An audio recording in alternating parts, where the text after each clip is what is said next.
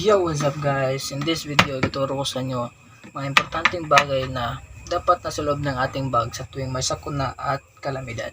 So, una is kailangan natin ng bag. Siyempre, bag kailangan natin yan. So, unang bagay is siyempre pagkain, tsaka tubig. So, dapat una talaga to. Dapat di mawawala to. Sunod is yung siyempre, dapat meron tayong extra damit.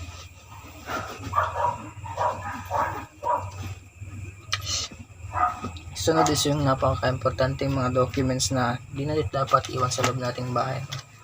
So, ito. Ilagay natin yan.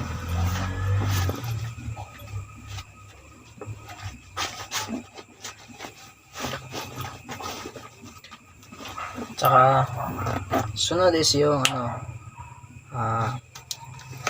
flashlight. So, magamit mo ito tuwing kapag nawalan kayo ng ilaw o kaya natrap kayo tas doon sa kanalalagyan nyo is walang ilaw. So, magamit nyo ito.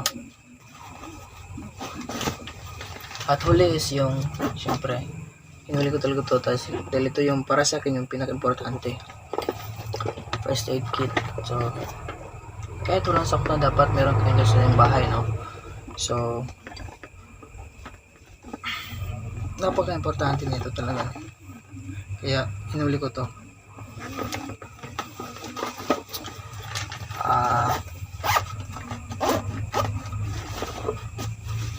Tara, yun na.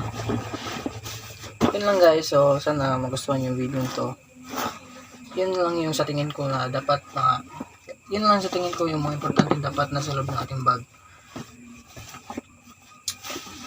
That's all. Thank you.